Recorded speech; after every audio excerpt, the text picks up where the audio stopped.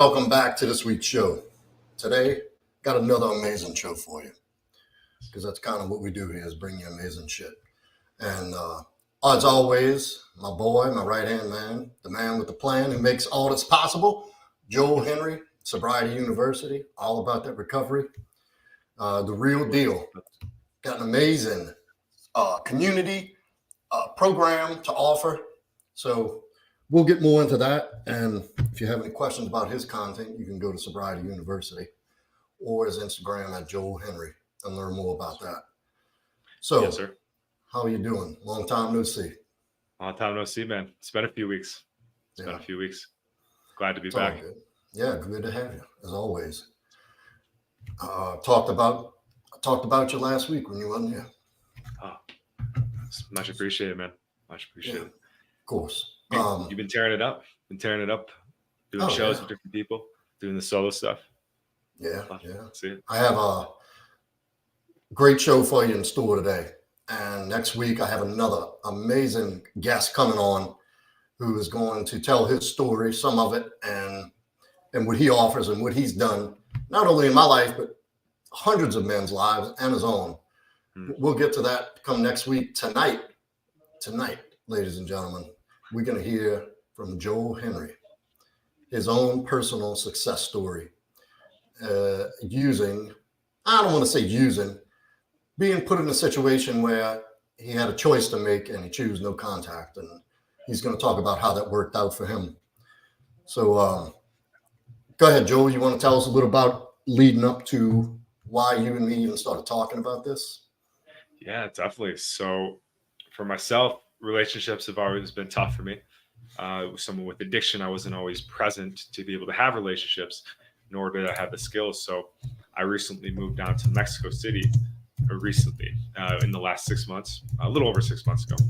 And a big reason I came down was for dating. I just wanted to be in a place where there was an abundance of women.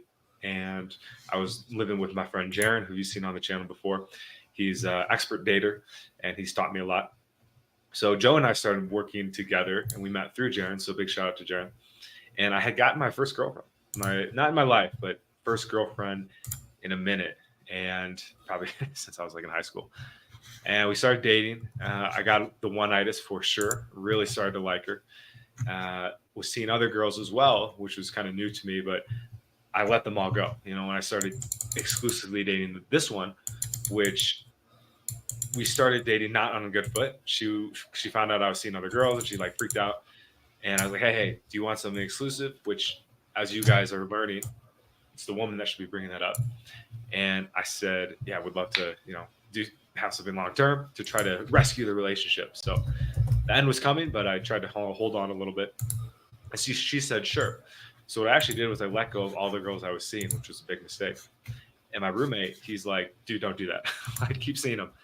Have them on the side, right? I said, no, she's the one, man. I'm ready to put all this day game and approach into the side because I've accomplished my mission.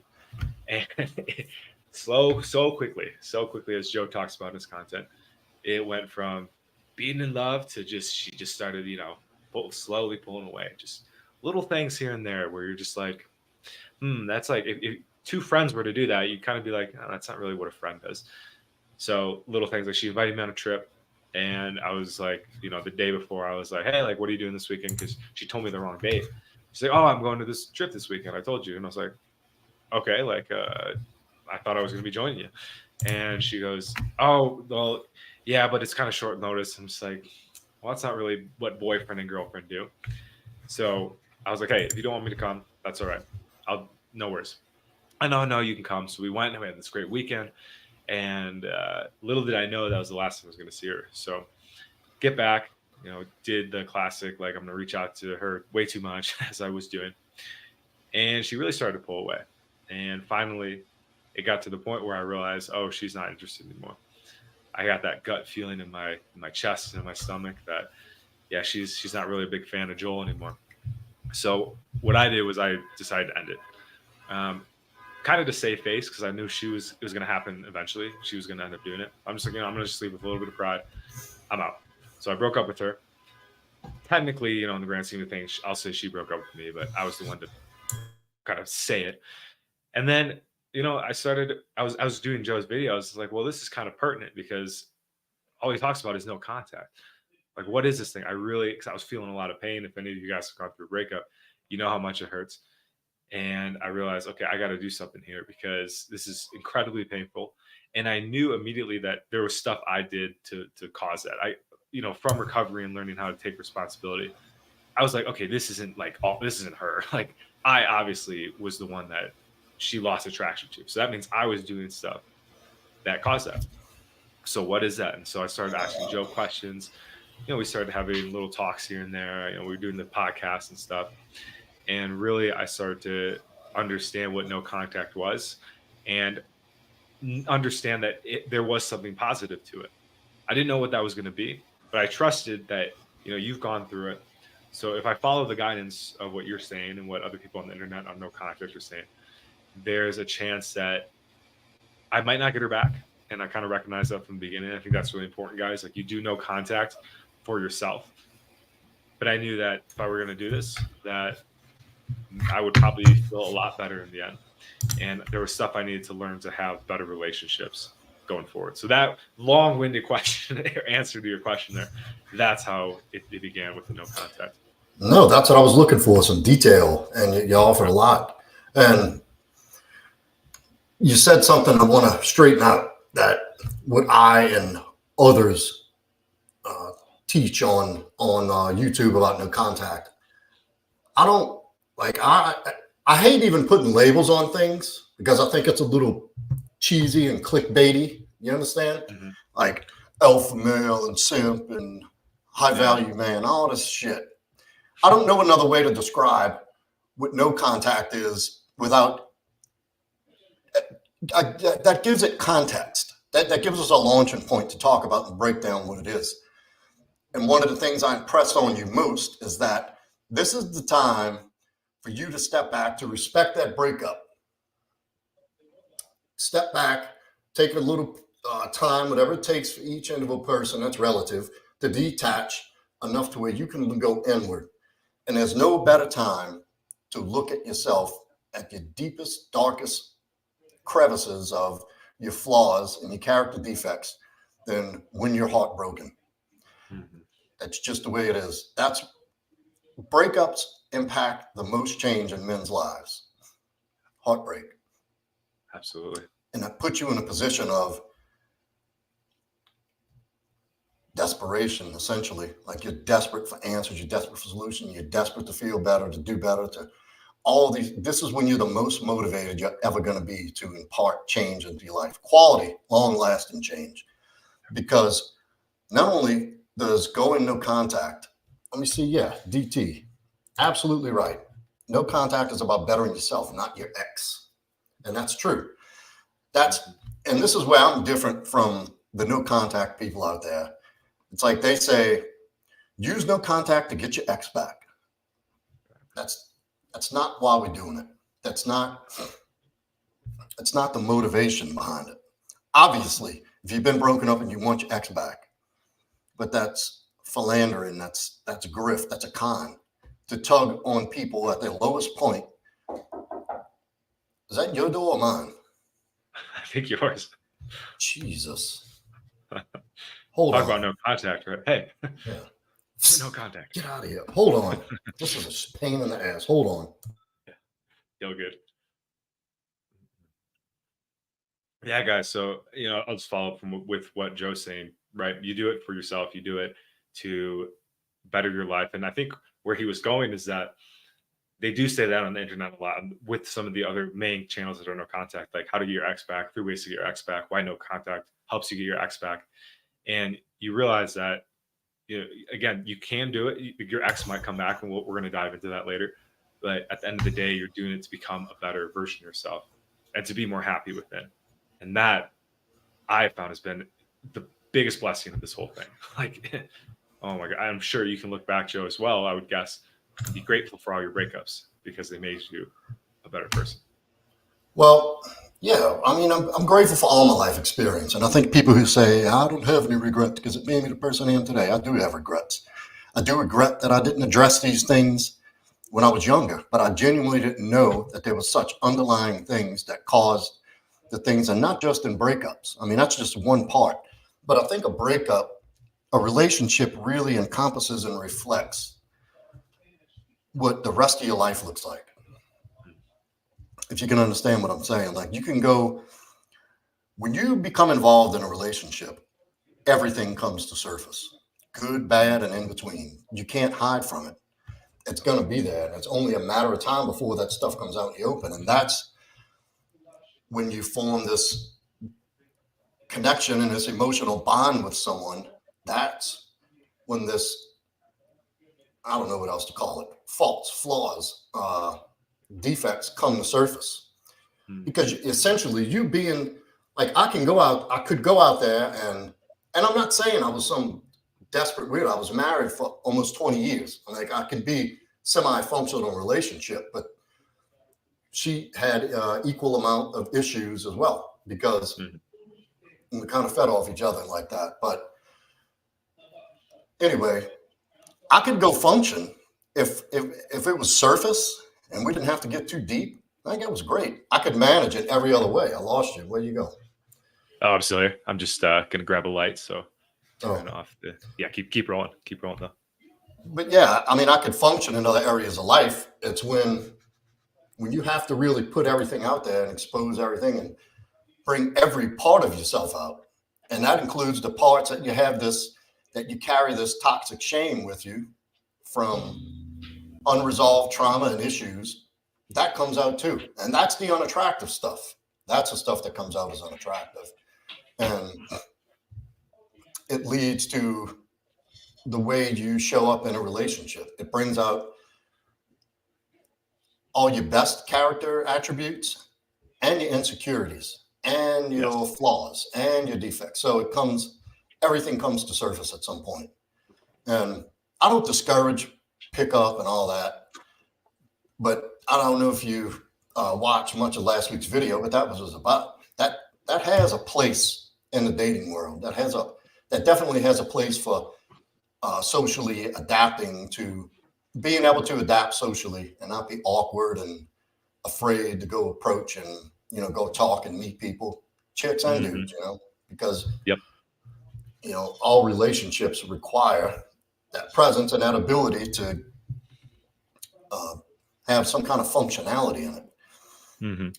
And the pickup's fine, but you can only hide that slick guy shit for a little while. And women have insane intuition and radars. They start sensing that shit, like this guy ain't this ain't what he's about. He ain't this. And it starts to come to surface. And what usually happens is they begin to pull back a little bit subconsciously to test, to see, is this guy really who he says he is? Is he really made like this? Or is he putting his best costume on to woo me and show me? Yeah. And the time reveals all, because you can only hide that for a little while, and it's good. Look, I think it's an absolute plus to be adapt enough to go meet chicks out of thin air. That's not easy. But once you learn to do it, it's a system and you become comfortable with it, just like anything else. It's a skill. Yeah. It's, can you maintain that same masculine frame and keep that attraction up and do all these things that you're portraying for a long time in a relationship? And if you have some unresolved shit, you're not going to be able to sustain. It's going to come to surface. And it's usually when the relationship is challenged, i.e. pulling away, is when that stuff really comes flaring up. Like you aggressively go after her and it comes across and it is very needy and clingy. And there's one thing women don't like is clingy. Like when men either. I don't like somebody who's clingy and insufferably insecure. Everybody has insecurities. You're never going to be able to get rid of that. What happens is you start working on yourself, you address these things, you identify insecurities and realize it's probably not that bad. I'm not going to make a big deal of this, but there's some things I can do to work on my insecurities. If you're insecure about the way your body looks, you go to the fucking gym. You know, if you're insecure about a limited vocabulary, you learn how to speak. Like there's things, but deep-seated insecurities like, I don't deserve to be loved. I'm going to be abandoned by this person. That's not a easy fix. That's something deep down, that's rooted deep down in your subconscious that needs to be looked at, erased, and replaced, which you don't erase trauma. Trauma never goes away. You just redirect it. You learn through it's and I'm gonna tell you, it gets like you've been through it. It gets a little darker before it gets light because not only do you have Oh, to yes, come, it is. you got to come to the realization that I'm a little fucked up, and I hate Mm. even saying it like that because you're not fucked up, but that's the perception. That's how I thought. Let me just say that was my interpretation is, fucked up. Now, so you're aware of that. Then you got to go backtrack and figure out why. Then you start seeing, holy shit, there's a lot of dysfunction here. And it gets a little daunting and depressing. It Yes, it takes a does. certain motherfucker to go in and do that hard work, that dark work. But That shadow work. Yeah. yeah, exactly. But the end result, the reward is, I can't put into words the reward of mining that trauma like you mine for gold and copper, digging down and chipping away all the way down to the core where it is, pulling it up and making friends with it and coming to the realization that, wait a minute, this did happen, but I am deserving of love. If this person does leave, yeah, it's going to suck, but I'll be okay. It's going to be fine. I'm going to be fine no matter what. And through that slow process of doing the work that so many people are not willing to do is where you get that quality self-esteem, real confidence, real self-assuredness. All these authentic, genuine, like that guy you would portray on a Saturday night, walking in all fresh after going over your routine of what you're going to say and how you're going to pick up. You're that guy 24/7 now. Amen, brother. Amen. Don't got a front. No. Become that. That's exactly what happened. Then what all that you were talking about. Mhm. All those insecurities came up. That abandonment wound, the being like, if she leaves me, I'm done. Like that started to surface. And it surfaced in very minor ways, just like behavior tweaks or the way I would look at her a certain way, a little too long, maybe. How I would take I would text her back too quick, that Right. kind of thing. And it was like, it was just a slow death. And like you said, as soon as it happened, I instantly went inward. Like I started talking to you about it, I think day one. And I'm just like, what do I do to heal this? And it was very painful too. Like you said, I knew it was going to be a tough few months. I didn't know how long it would be. It really took about, I would say 3 months, 2, 3 months until I started feeling happiness again. And it was scary because I'm like, fudge, dude, like, is this it? Like, I'm just never going to be happy again. Why that is because of the oxytocin development that happens around that person. All those chemicals started going. So I was really going through, and you, as if anyone's watching who's going through breakup, you go through a withdrawal, like very similar to like cocaine and heroin, getting off that. Joel, it is an exact same chemical model. Okay. Identical. Wow. Holy shit. That's why it hurts so fucking bad. Yeah. Man. The drug is the chick. The drug you're seeking is validation, acceptance, love, care. Yeah. And the source is she. And once you start hitting on it, and then you get all these bonding hormones, the oxytocin and all these endorphin dumps you get by bonding over time, and you develop this habit and this ritual of seeing her, and everything's associated with this feels good, this feels good, this feels good. You start to get attached. You get the vasopressin, another Depressive. yeah, That's vasopressin. Wow. So that's the source of it. And when that source is taken, that is a withdrawal. Your body's not making it anymore. You've already imprinted on yourself subconsciously that she's the drug, that's my hit. And when it's taken away, it goes. Not only does it go, it crashes away. It stops immediately. Just like when you're withdrawing from opioids or alcohol. It's the same exact chemical model. And mirror her time of text and calls. Absolutely true. But look, I'm not in the beginning, I pay very, very close attention to things. Yes. Once you become relaxed and centered, like I don't count the text response. If I'm genuinely busy, I don't answer. At, at that point, if you're doing that, that's playing silly games. But there is a responsibility of you to maintain your position.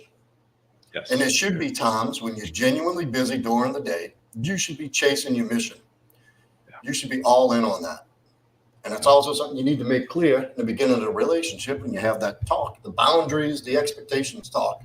It's that, hey, look, here's how my life goes.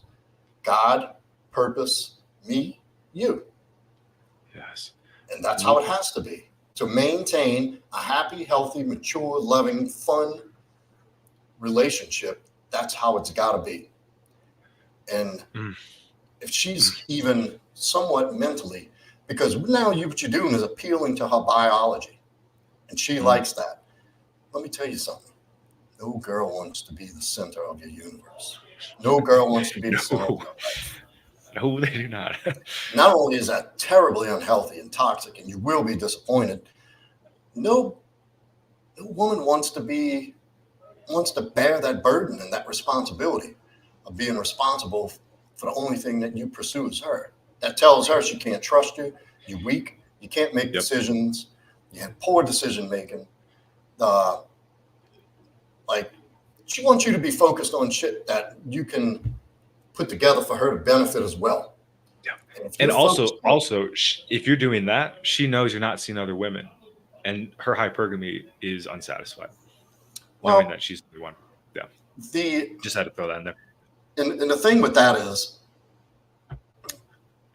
women don't necessarily, they want to know that you're capable of getting other women. They want to be somebody who can cheat, but not necessarily does. Yeah. And that's just the way women are wired. I mean, think about it. Do you want, like, even from a male perspective, like, don't you want to be with somebody attractive? Don't you want to be with somebody who's, gets looks from other men and shit? And you want that, but you obviously don't want her entertaining that shit. And look, I understand it's different for men and women if you step out. But I can tell you as a man who's had a stable and done the dating, I've done the Playboy lifestyle for a long time. There's nothing more rewarding and satisfying for me than to have somebody at home that I want all the time. Oh, nice. Okay. That's fulfilling for me. It may not work for everybody. I know guys in the space are in their 40s and still like the Playboy lifestyle. It's fun. And I think every guy should have a period in their life when they experience that, because you learn a lot. And you take that same psychology and the same things you did doing that, and you apply it to your relationship, and your relationship stays fucking awesome. Exactly. I'm a bit in that stage right now. So I'm here, like, I wanted that. I wanted that long-term thing too early. So I didn't have my Playboy phase, and I'm going through that now, and it's really fun. You're right. I talk to my mentor every week, and he's like, eventually, man, you'll probably get burned out. So just enjoy it, learn what you can, but enjoy it. that's a big Let me tell you something. Every man I've ever worked with, and I know men who've worked with more men than I have, other men in this space, leaders and content creators and guides in this space.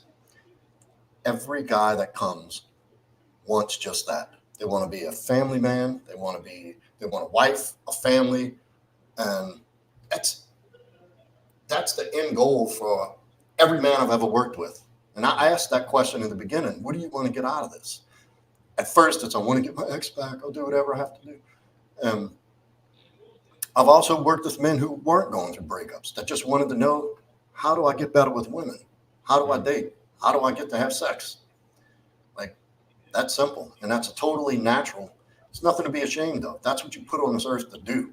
Like, that's biologically programmed into you as a man to spread your seed, have sex. And over a long term, sex, women connect emotionally through conversations, through security, through presence.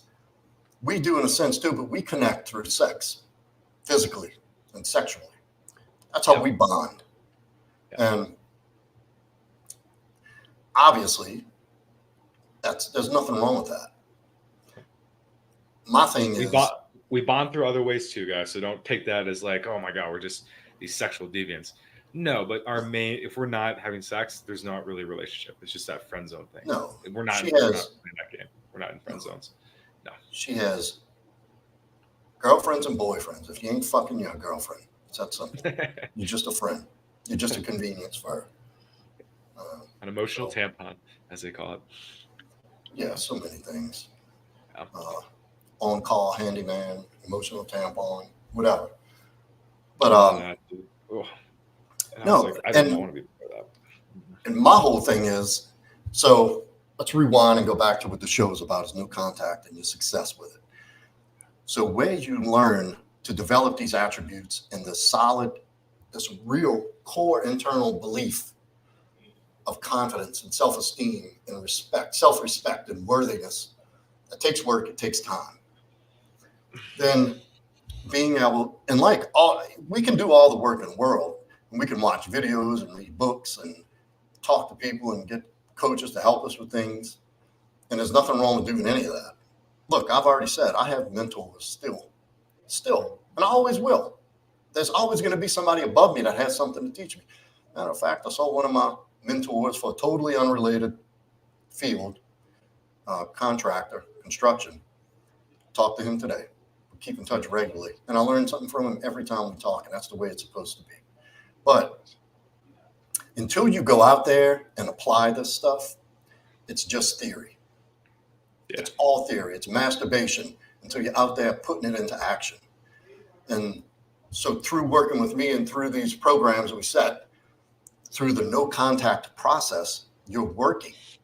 You're working and working and working. You're taking action, because that's what brings you results. You can sit home and think about it all you want. You can be as well versed in human psychology and sexual dynamics and intersexual dynamics. You can be a nerd about it, but if you're not going out there and doing it, it's not worth a shit. It's not worth a plug nickel. Nope. Man, dude, the hours of work I put in after that was insane. It was a lot of work in a good way. I got right into recovery, so I had a lot of love addiction, as they call it. One-itis, that was my big thing, abandonment wounds. So I started going to recovery programs. I got a sponsor, and I started working the steps. Like we literally did one a week. We're getting towards the end here. We're on 11, and just rolling through them, right? Asking questions, getting into other programs, starting to work on my finances a lot more.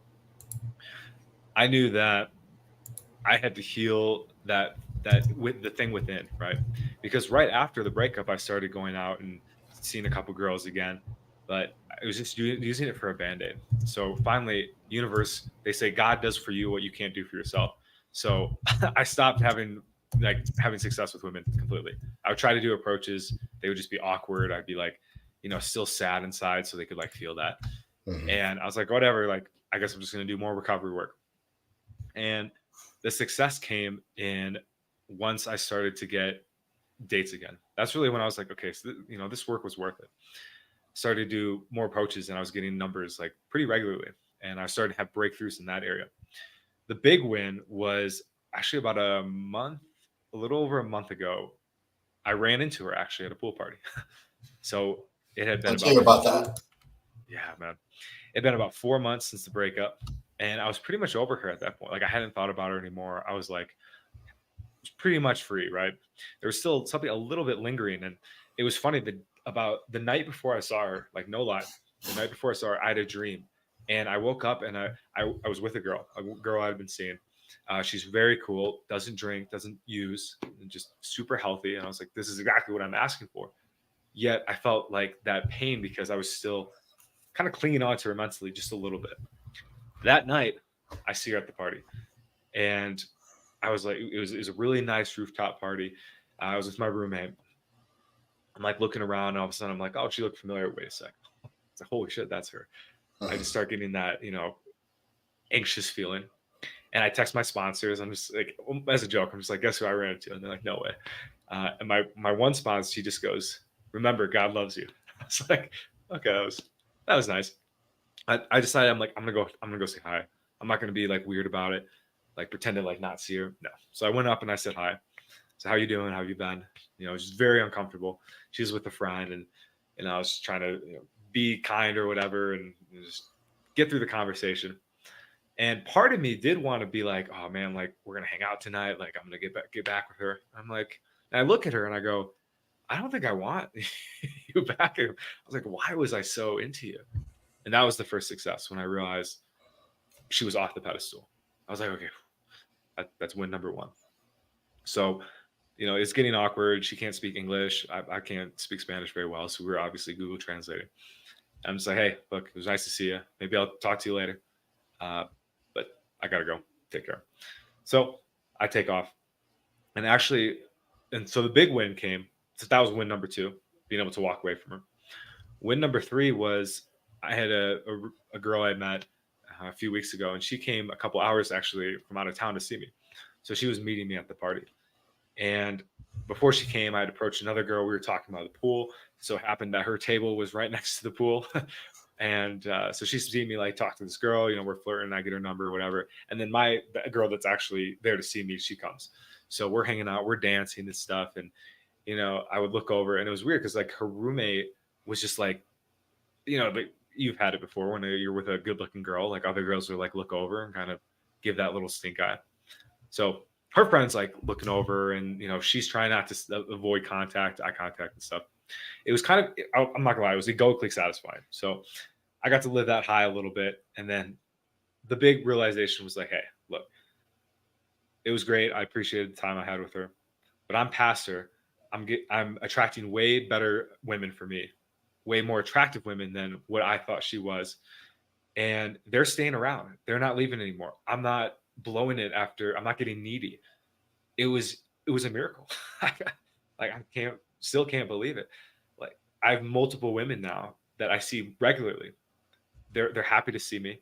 I'm leading the relationships. I'm leading the frame. I'm leading the text interactions, all that stuff. All the things I was messing up on with that girl, I looked so hard at it. And I said, I'm never doing this again. I'm not fudging more relationships up just by being needy and horny. So I figured that out. And today it's a complete opposite. So good. And you get that has to be attended to constantly. And that's what we call as being a man is the burden of performance.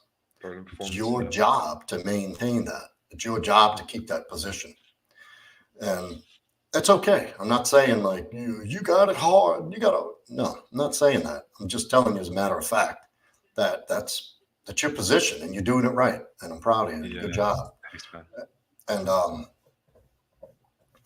so yeah, and look, I tell guys often, well, everybody I talk to, I tell them in the beginning, like, look, when we're done, you're not going to want her back.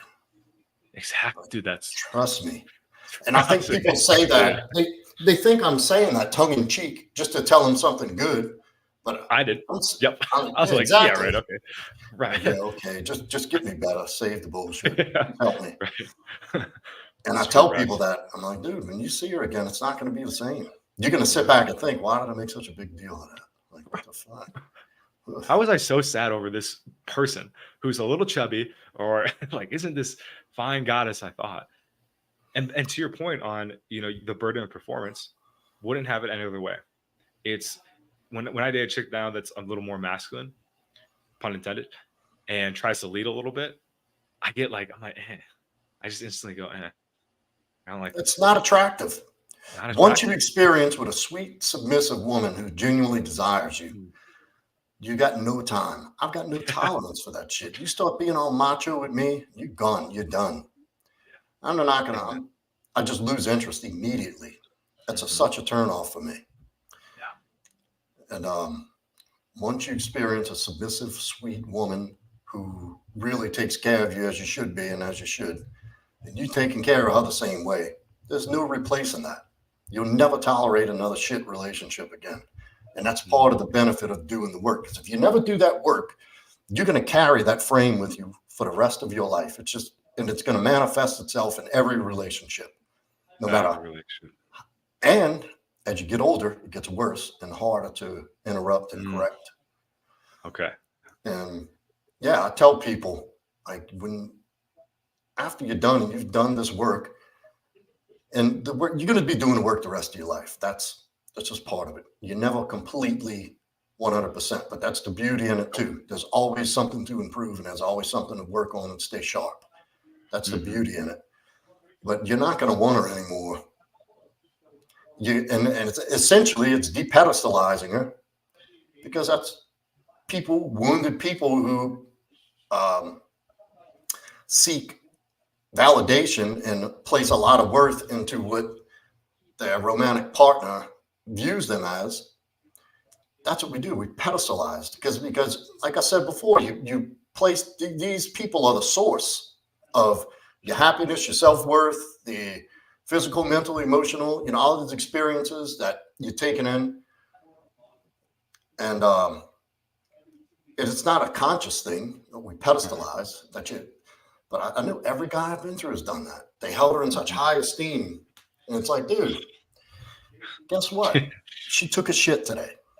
And a smelly, stinky shit. A stinking ass dump. And if she doesn't take a bath, she'll smell like the inside of your socks.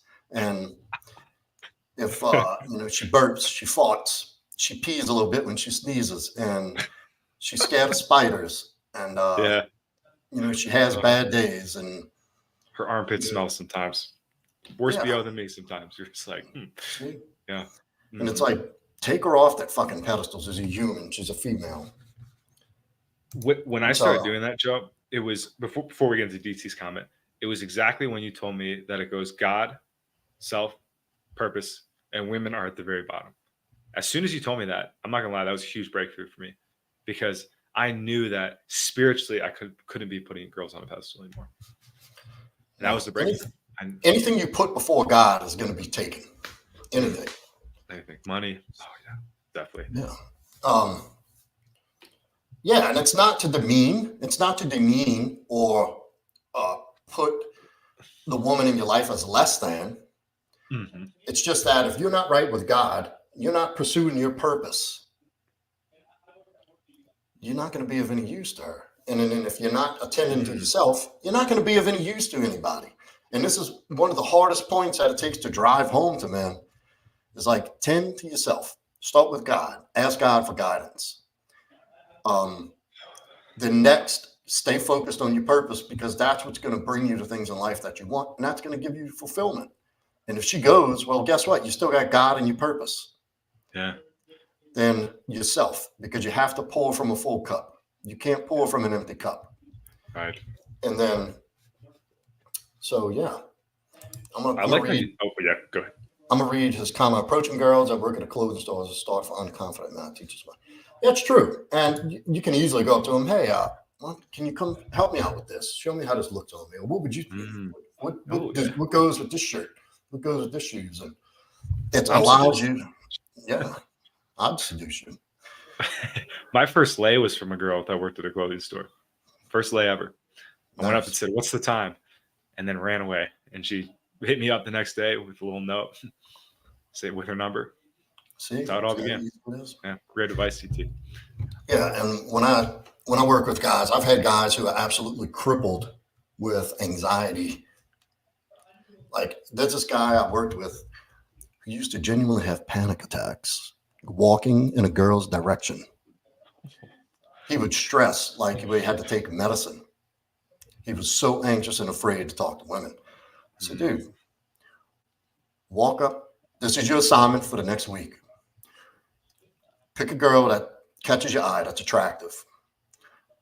By the count of 3, you're walking in her direction. And when you get to her, you utter these words: "Excuse me, do you have the time?"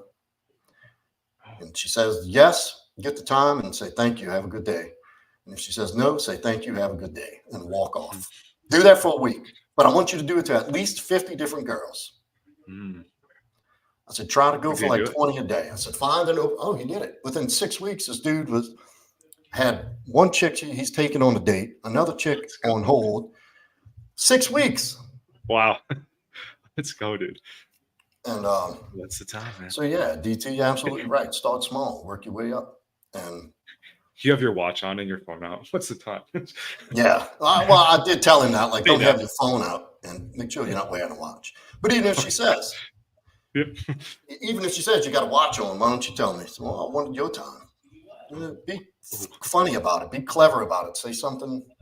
So your watch looks better than mine. Or I don't know, anything you say at that point. And that's another thing I've learned. It's not what you say, it's how you say it.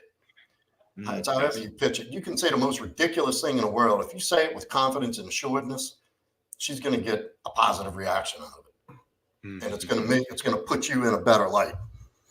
So, yeah, good point, DT. Start small, work your way up. And then the next assignment was going up to a girl and asking, how's your day going? Hey, I couldn't help but notice you're from the other side of the park. How's your day? Oh, good, da, da, da. Yes, that's how I tell them.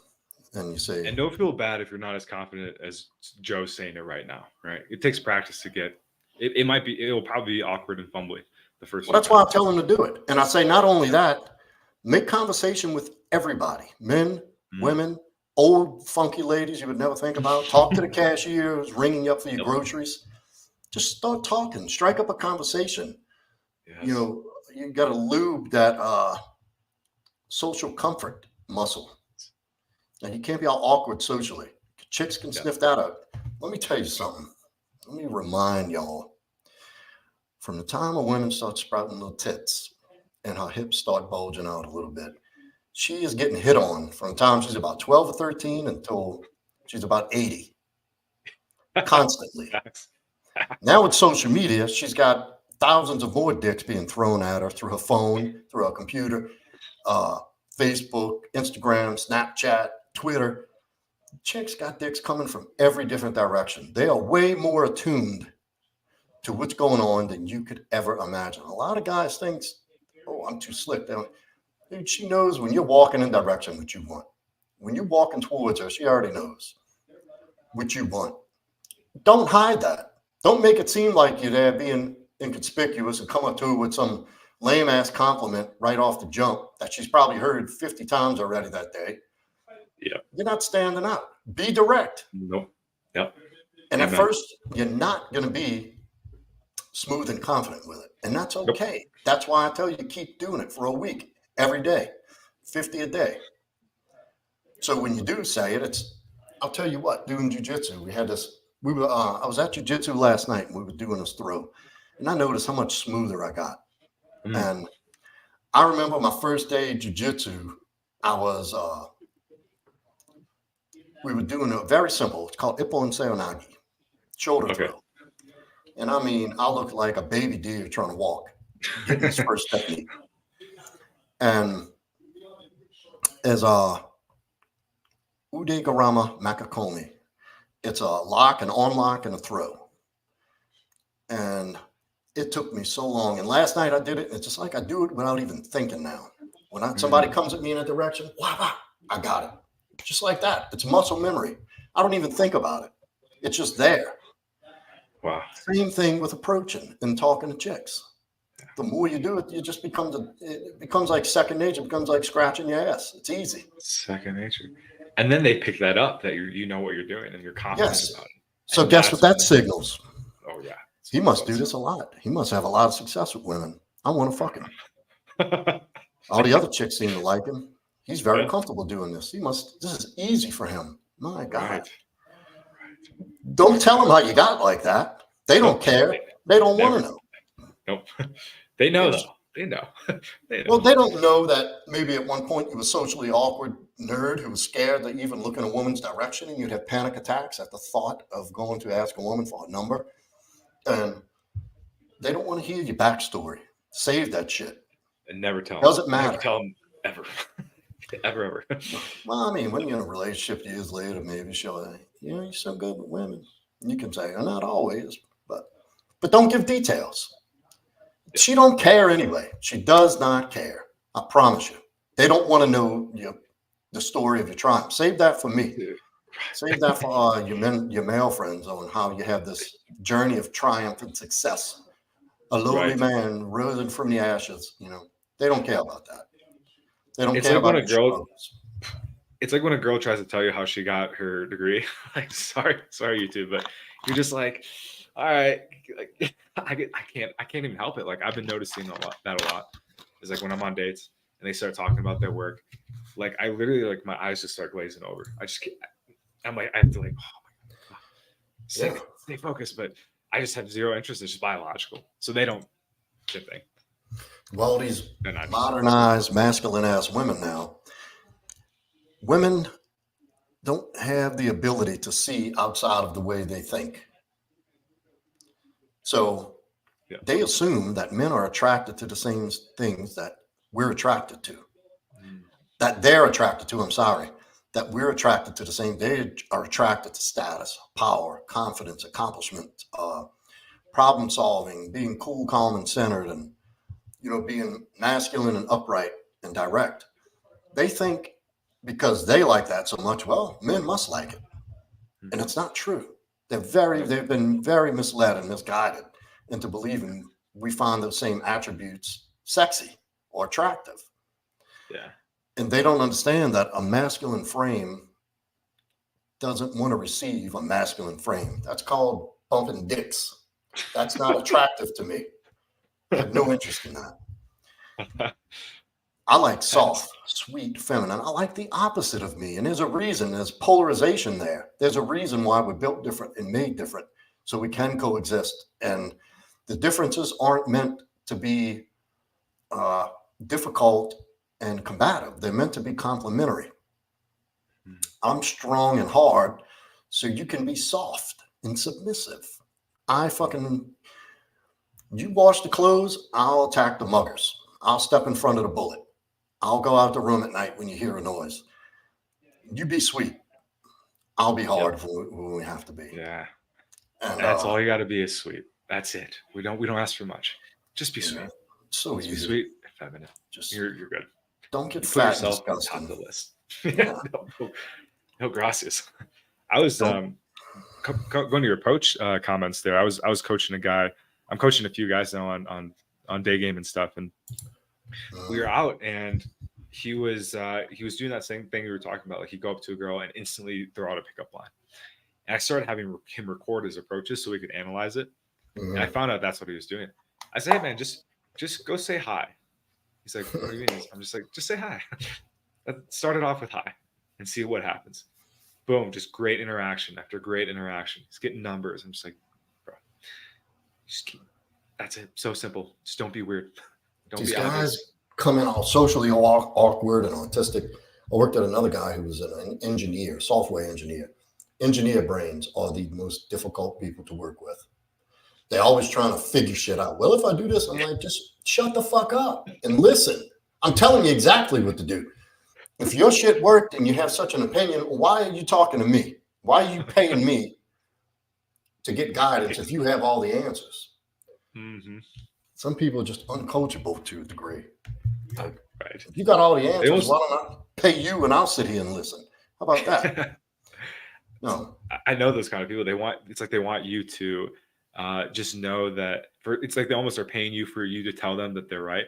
Exactly. And you're like, no. And I would tell him he'd give me a field report. All right, I got a date, young chick, it's hot. And we got on the date. She was a software engineer too. And then I'm like, why are you talking about work on a date? Like your first date with a chick and you said, you got a job interview or a date? No, well, I think it's important that we had that in common and that. I said, dude, I told you not to do that. I told you stay away from occupation. You don't make it fun. When chicks ask me, what do you do? I tell them I sell oranges under the interstate. Or that's great, dude. I'm the guy who paints all the light poles on the interstate. Like I just make shit up, like something ridiculous and far-fetched. And that signals like, I ain't here to talk about that. What about you? Like, why are you here? I'm here for a different reason. We'll get into that another time. Let's have some fun. Let's make it fun and playful. That's so good, dude. That's such a good tip, guys. Such a good tip right there. Just I say I wash windows in Mexico, like on cars. There's these guys awesome. run up and they just like. I've used that before. I said, I'm the guy who runs out and squeegees your window at the stoplight. No way. Yes. No, you're awesome. not. I said, I'm telling you. I said, come on outside. I'll show you my squirt bottle. Love it. That's so key, man. Because the worst thing you can do is bore a girl, and then you run into her, so she finds out who you are on the first date, and then it's over. That's what I do. I'd like tell them, I'm like, yeah, I'm a recovery coach. I do all this. I have a YouTube channel, and by the end of the date, they'll be like, well, there's nothing more to find out from this guy. Yep. Thanks for telling me everything. Have a good life. I'm never Yeah. talking to you again. Joe, who pays for the first date? I know you're joking, DT. I don't play that The shit girl, over duh. Dude, there. No. Obviously, he's kidding. He's joking. You pay for the first date. You pay for all the dates. Once you get to know each other and you're in somewhat of a relationship, somewhat, and if she wants to do something nice for her, you take it. Yeah. You don't. Yeah. You have zero expectation of her coming out of pocket for anything. You invited her to a date. You lead the interaction. You pay for her. She can And pay for her Uber. I'll say that. She's just coming to meet you. Yeah, she can pay for her transportation. yeah, I don't. I don't need to. I usually offer to come get them. And if you say Okay. no, then it's on you on your own. I always offer. I know some girls it's uncomfortable. Like, I don't know you yet. I'm like, no, that's perfectly fine. Okay. Nice. I'm being a gentleman as usual, offering to come pick you up at your front door. But I understand. Here's the address. Bam, bam, bam, and leave it. Yeah. I've had guys who would say, well, she didn't want me to pick her up. So I asked her why. I'm like, why would you do that? Don't ask why.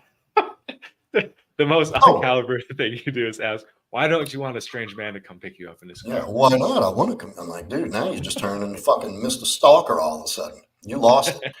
So back to software engineer guy. We were talking about the date. He didn't get a second date. And this is where I'd run into, I eventually got him out of his head a little bit. And he was a good guy, great heart, had a lot of potential. And by the time we worked together for about 3 months, and by the time I was done, he was doing well on his own. And he actually understood what I was trying to impress on him, but don't be analytical. Be in the moment. Be present in that very moment. Don't have a structured job interview questions for her to answer on the first date. You shouldn't even be talking that much, to be honest with you. Then, so his first solution for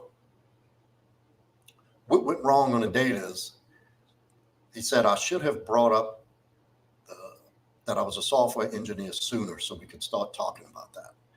Oh. I said, no, buddy, you're going in the wrong direction. You're going off the end of the bridge. You're not going to the penthouse.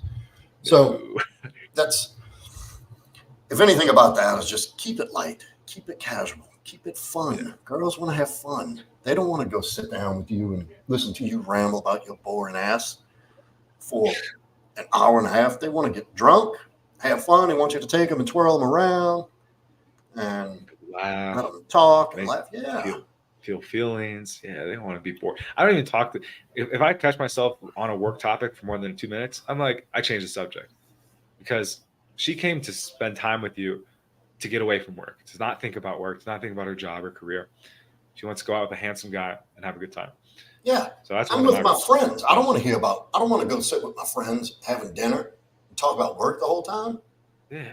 What makes you think a girl that you're trying to romantically attract wants to do the same thing? Your friends will hate that after a while, let alone a woman.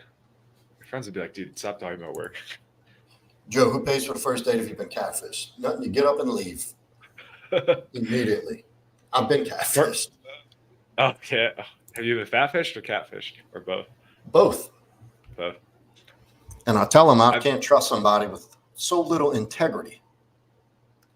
I said, no, that doesn't fly. Well, it was a whole picture. I'm like, oh, you knew that when you were putting it up there.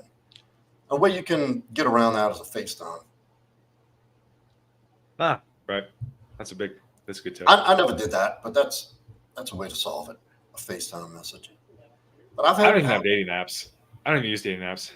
Don't have Tinder, Bumble, Hinge. I just only do approaches. DT, and to your thing about the first date, I actually only do first dates where there's no money involved. Like I'll invite them to coffee, but I'll never get a coffee. I don't drink coffee. and we just talk for 5 minutes. I'm like, let's go for a walk. So I stay away from money completely on the first date, because if they see you in a second, it means they like you, and they're not just in it for a free meal or something. Well, yeah, I That's definitely personally. agree with You that. can't do dinners. I do dinner. You know why? Because I like to eat, and You generally like it. Yeah.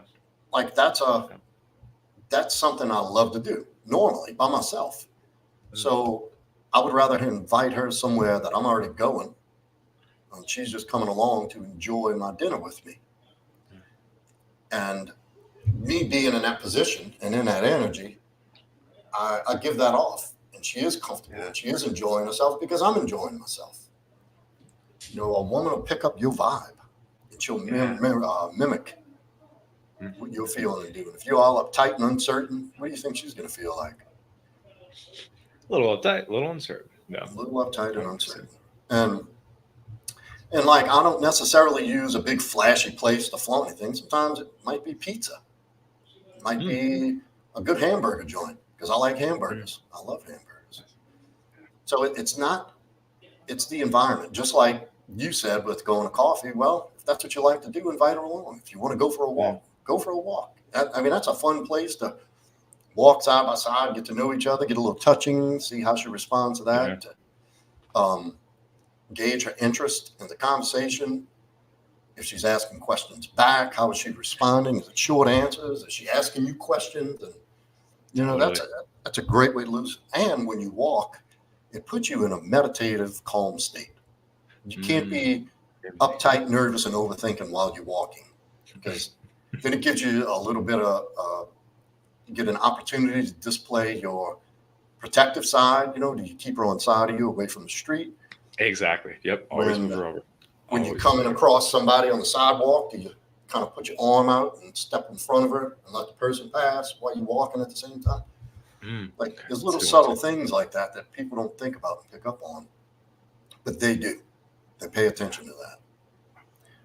And it's an opportunity to display some of your more attractive attributes. Yep. Most guys aren't doing that on dates. They're letting her walk right to the edge of the curb. And all you do is grab her waist, so you get to do a little physical touch too, and you scoot her over. And the last couple of weeks ago, girl asked, "Why do you do that?" I said, "Oh, I'll tell you next time." You're beautiful. And I can't tell you how many times I've gone to dinner and see the guy standing back and a woman talking to the host or the hostess. Oh. The concierge. About, yes, we need a reservation. We need a table too. Never do that. You walk in, keep her right on side of you. When you step up to the hostess stand, she'd be one step behind you. You're doing the talking, you're doing the asking. And my style is, when you're eating, you're looking at the menu. So anything catch your eye? You order the appetizer first. And if she says she don't like that, I'll say, well, find something you like. But I'm getting that. And when a waitress comes up, a waiter comes up, the server, you should already know what she wants to eat. And you order for her. You should already know what she wants because you've talked about it. She says, yeah, I like the lamb, looks good. Yeah, it is good here. You should get that. Okay. What else you want? Salad, soup? What are you getting? Yeah, I might get this wedge salad. And that's how you order. When the server says, so what are y'all having tonight? She's going to have the lamb, medium rare, wedge salad, and a glass of cab. And I'm going to have da-da-da-da. I'm telling you, it's the little things. Okay. I like that one. And look, if she's really into you and really into the date, she would love that. And if she gets back like, hey, I can order my own food, you already know. Go. Ask for the check immediately. Don't think I haven't done that before. Like, he asked me about being catfish or fatfish. I was sitting down waiting with a drink.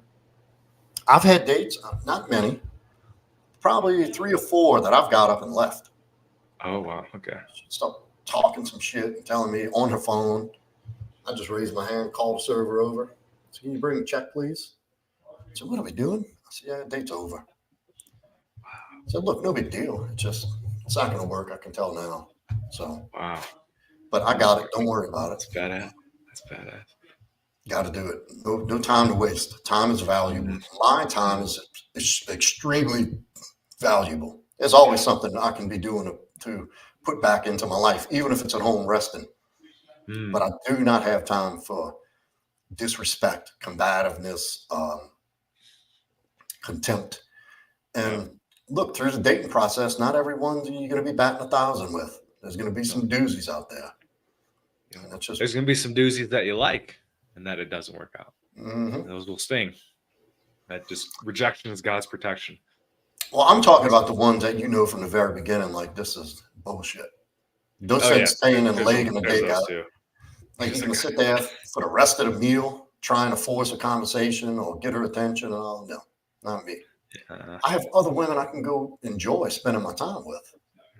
Why am I gonna sit with this hag doing while she's looking at her phone? Up, man. When did that hit for you? Like when in your journey were you like, because I imagine I could be wrong that, you know, more towards the beginning of your dating, you're like, dude, I just want to get laid. Like, I'll sit through the bullshit.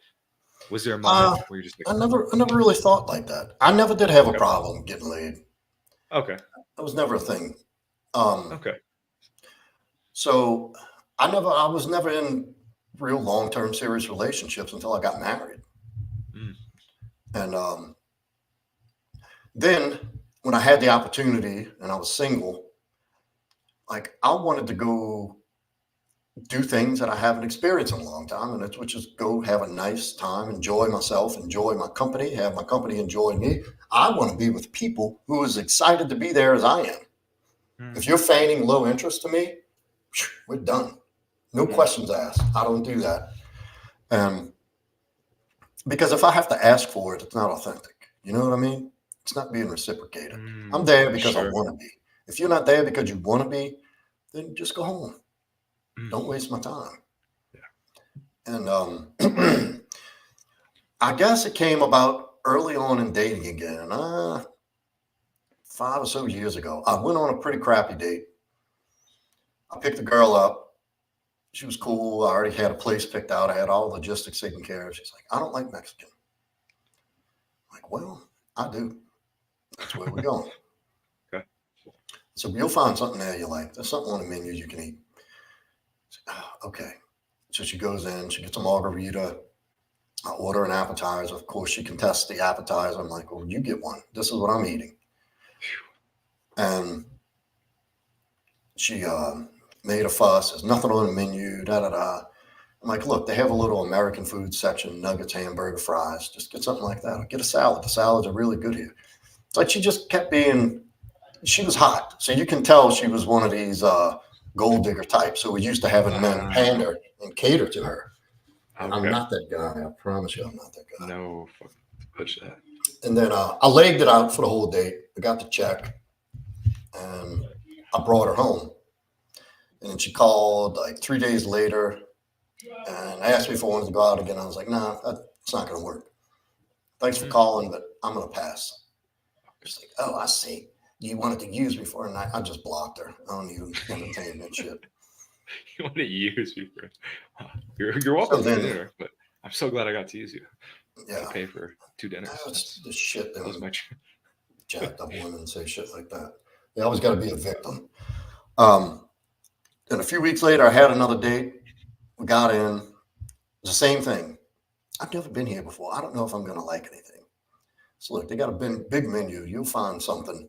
I promise. We'll find you something you like. We'll go through the menu. Let's get inside first. We'll make a decision. Go in, get the table. We sit. Some through the menu. What is this? What is this? I said, look, this place is delicious. I come here all the time. I haven't had a bad thing to eat. Well, I want to make sure they make it a certain way because I'm really picky about my food. And I just raised my hand. She came over. I said, can you just get a check for the drinks, please? And the waitress said, sure. When she walked off, she's like, what are you doing? I was like, yeah, we're going home. I said, well, I'm going home. I said, but don't worry, I got the drinks. She's like, we haven't even eaten. I said, yeah, it's not going to happen. I said, look, this isn't going to work. I can tell you now. So I might as well not waste your time and you waste mine. You can just go home. I said, do you need a ride? I have a car. It's like, okay, good. So that's a no. paid the check, left the tip, and got up and left. Badass. And that's Badass. that's how you do it. You don't want to waste Mhm. time. And if somebody's treating you like shit immediately, just imagine what the next date and the next date and the next date looks like. Imagine what your future would look like. Those are the guys that come to you for coaching that Exactly. said yes to that girl. I love your stories, man. I can see the story. I can just picture it in my mind. I had one of those recently, brother, and it was the first girl I realized that chicks will do that. I usually don't have dates like that, block. So we decided to go for a workout. She comes an hour and a half late. So I'm at the gym waiting, just don't see her. So I'm like, I'm just gonna do my workout. Obviously, I'm not gonna wait for her. As I'm leaving, she shows up. And I was like, oh wow, okay. So, nice and late. She goes, oh, sorry, I don't have to work out. We can just go. I'm like, all right, whatever. Well, she's not like, we gotta work out now. I'm like, no. So we start going on a walk, and I'm like talking to her, and I'm asking some questions. I'm just like, what do you like to do in your free time? And she's like, oh, I like to, party and play video games. I go, all right, good first green flag there. She asked a question. She's like, what are you doing this weekend? I'm like, oh, I'm just hanging out with some friends. I'm gonna go explore Mexico here. I'm like, what about you? And she goes, oh, I don't have any friends. I'm like, green flag number 2. It's like, yeah, I don't make friends with girls. I only have guy friends. I was like, oh my god, dude, this is like something. Check, please. Immediately. This is like something you see on those talk shows on YouTube. And finally, the straw on the icing's back. Before we wrap up here, we're sitting on the bench, and I'm like, yeah, hey, let's go get some tacos, right? There's a taco spot right by my place. I was like, perfect, and then I'll try to, take her home. And she goes, I don't like tacos, right? just like your girl. She's like, I don't like tacos. I'm like, you're freaking Mexico. You like tacos. I'm like, no, we'll go get tacos. Don't worry. She's like, well, can we go get food later? Can we go get dinner? And I like dinner like you do. So I'm like, yeah, maybe. What would you have in mind? She opens it for a second. Well, I really want seafood. I'm just like, all right. Well, first my first thought is, okay, well, that's expensive. I'm like, okay, what are the restaurants? And she whips out her phone. One of the most expensive restaurants in Mexico. Yeah, like, let's go here. Yeah. And I go, oh yeah, I don't actually spend money on first dates, but yeah, sorry, we can go get tacos if you want. It's like, oh, I actually got to run. She dips off, just unfollow. She unfollows me instantly. I'm just like, you know what I call that, friend? Dodge the bullet. Dodge the bullet. Amen, dude. Somebody else's headache. That's what I call it. Yeah. Well, this has been another great show, another great stream. DT, thank you for showing up and participating so much in the comments. I love that. A lot of participation and audience interaction. Yeah. And DT, if you want to come on my show, real quick thing, Joe. If you want to come on the Sobriety podcast and do a Asian dating podcast, let me know. We'll be happy to talk about that. Starting to do that. So if you want to get in touch with him, DT, IG, Instagram at Joel Henry, sobrietyuniversity.com. You can link with him through there and look at his content. He does a lot of great content, shorts, and talking about recovery and what life is like before and after, and the process. Very valuable information he offers. Great guy, too, number one. And also, you can reach me at proudmasculine.com for coaching, breakup, dating, mindset guidance, anything to get yourself started on the level up process and see you through that. Yeah. That's my area, my expertise, and I'll get you on track and where you need to be.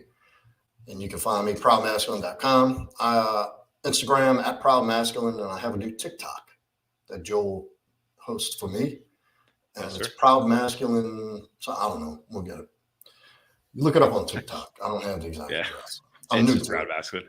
Yeah. And yeah, guys, I'm a living testimonial for Joe's coaching here. Obviously, it wasn't one-on-one coaching specifically, but he helped me get through that breakup. We did a lot of one-on-one. We did. It wasn't. I mean, I didn't hire you for sessions, but in that sense.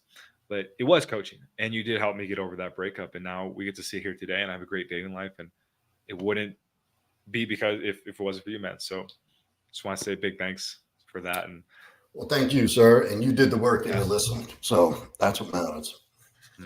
And with definitely that, for coaching, guys, yeah, definitely, it'll be worth it for sure. Absolutely. Always does. I guarantee you, if you listen to what I'm saying and do what I say and how to do it, you're going to have success. So with that, we're going to go ahead and wrap. Thanks everybody for coming in. Next week, I have an amazing broadcast, an amazing stream coming. You got to tune in. And I'll put that out about 2-3 days before the stream. Got to remind everybody. And if you haven't yet, hit that like, subscribe, and that notification bell to get my content that's put out a couple of times a week. A lot of valuable stuff in there. So go back and look and subscribe. And get them likes and comments. It really helps boost me in the algorithm to get this message out to other men who need to hear it. It does. Help me grow the channel here. So thank y'all guys. See y'all next week. Thank you. Adios.